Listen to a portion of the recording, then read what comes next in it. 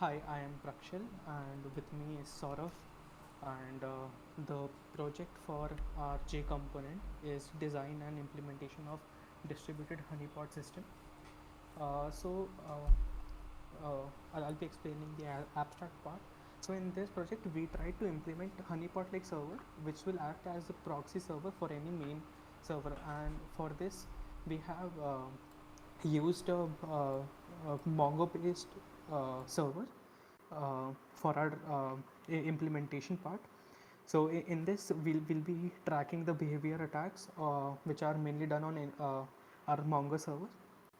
And then coming to the introduction part, uh, um, yeah, so security refers to a body of technology, process, and practices designed to protect networks.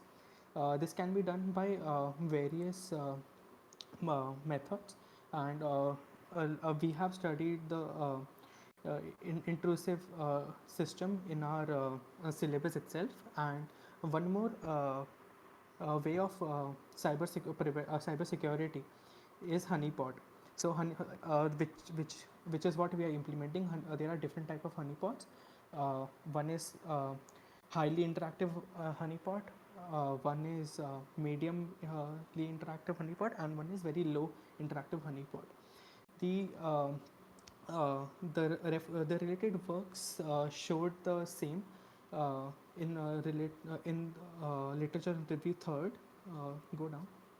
Third, yeah. In this, it talks about highly interactive honeypot, which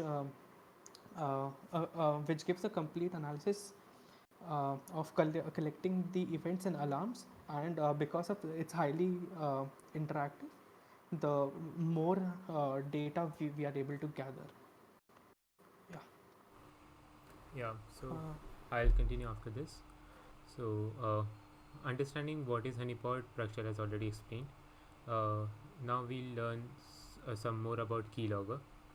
So, keylogger is basically a system daemon which is running in background and captures all the keystrokes done by the user. And this keylogger is system agnostic, so it doesn't depend which application you are using or which particular software you're running, because this daemon will be directly running on the system and capturing the keystroke at the as close to hardware level as possible. So yeah, so this helps us understand more about what the user is typing or what the user is doing on a particular software. And yeah, as I mentioned, keylogger can be various like system level or application level or on a browser level.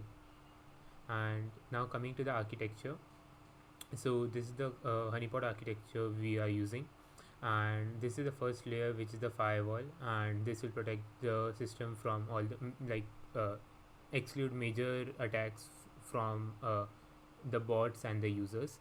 And then the router and firewall are connected, and this router is then connected to Linux server. And here we'll be using Logstash, Elastic, and Kibana.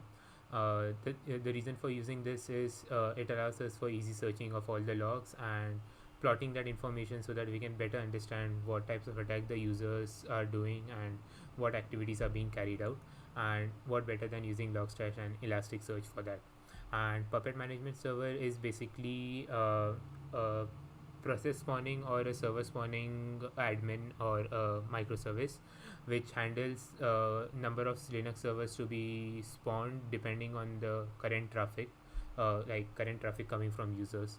So yeah, and all of these are connected obviously to the Linux server, which is the main area where all the business logic is written.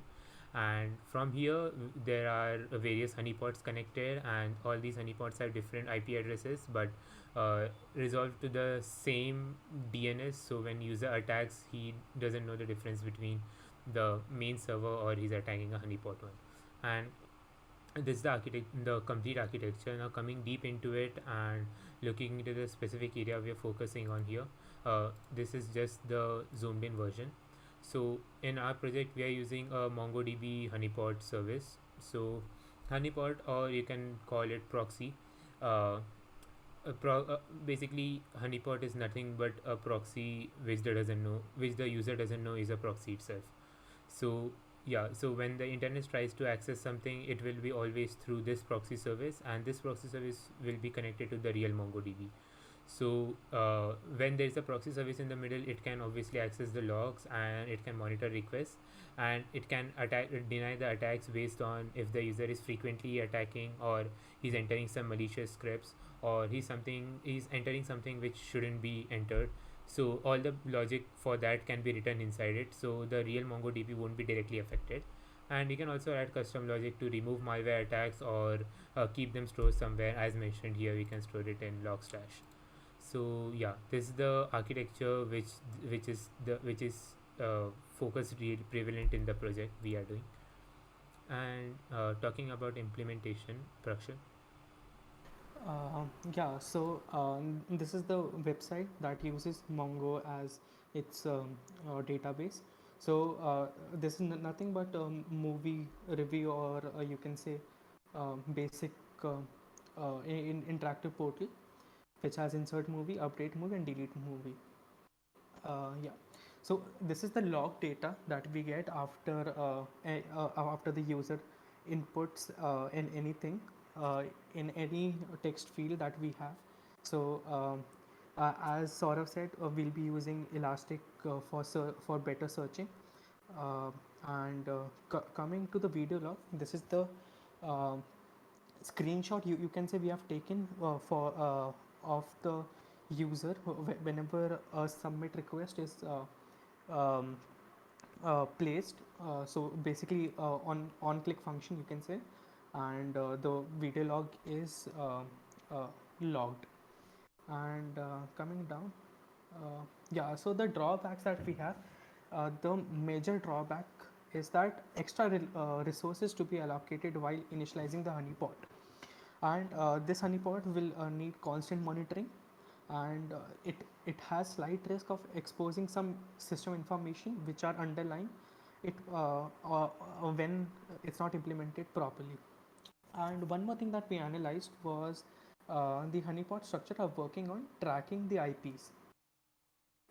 Yeah, tracking the IPs. We are also aware of the fact that IPs can be faked using VPN, like Surfshark and all, and that can be really difficult for us to monitor and track.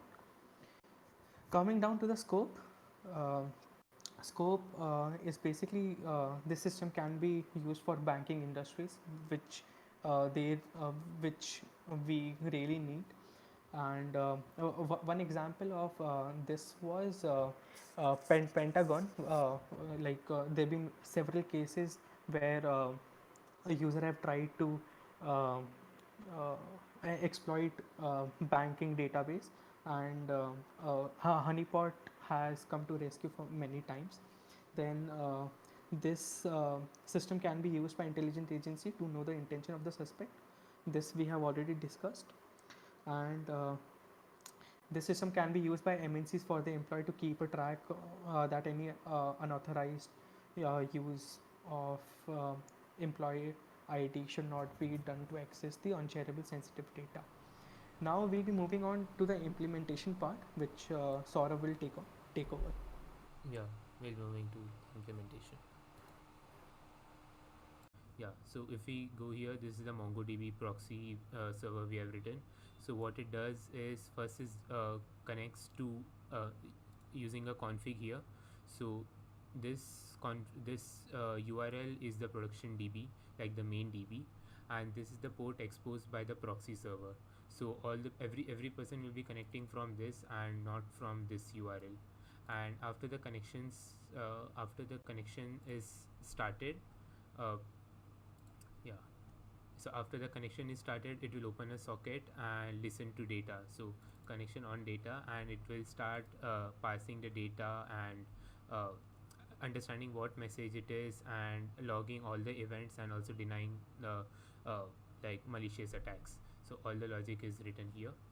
And this this is our main server, where we have data list, insert, and normal CRUD operations, so that we can show this as an example.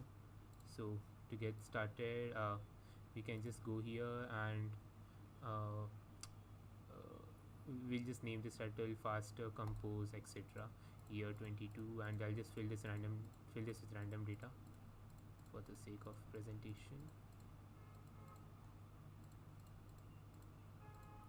Yeah, and after we do, okay, I didn't start the survey, it seems, my bad.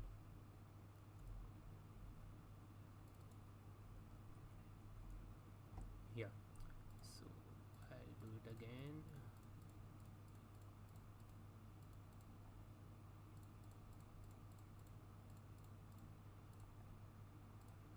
Yeah, after I press insert,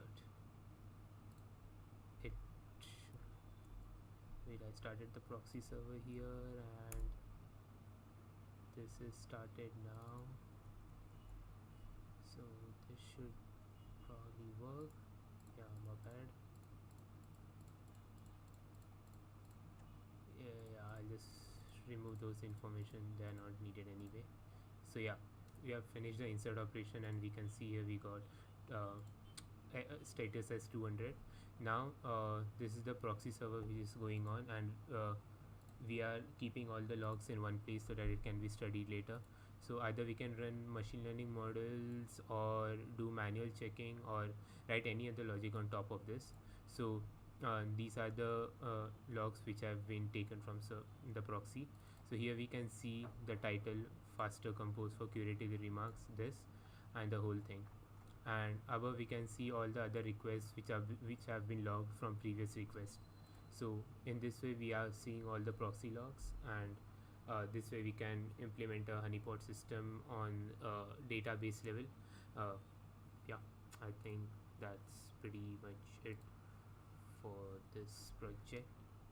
uh, I hope you understood this logic. This is basically the extremely simplified architecture and working of the project, and yeah, that's it. Thank you. Thank you.